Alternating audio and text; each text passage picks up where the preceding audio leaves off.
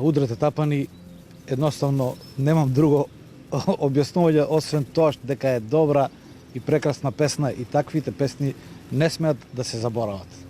Не смеат да одат во заборавот, така решив да ја обработам. Тоа е стара песна која што Евто Пупиновски ја пее на првото издание на Макфес фестивалот во Штип 1986 година, без една година стара, 40 години.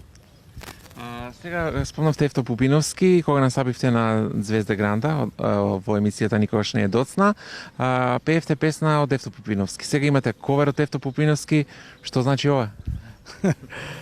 Тоа значи дека треба да се почитува и да му се даде внимание на тој пејач, затоа што остави многу на нашата естрада, повеќе на фолк естрадата, но ова песна дури и многумина кога би ја слушнале на радио, ретко би познале дека тоа е песна на него. Значи тој овде се вплува во некои забавни води. Едноставно Евто Пупиновски одличен пејач. Еве веќе песната има и видеозапис кој што е објавен на YouTube, има и прегледи. Да, има прегледи, се надевам и на повеќе гледаност. Направивме видеозапис кој што е добро направен, изработен и тоа е тоа. Има прегледи и ќе има. Што е следно, дали ќе откриете веќе кога разговараме со вас?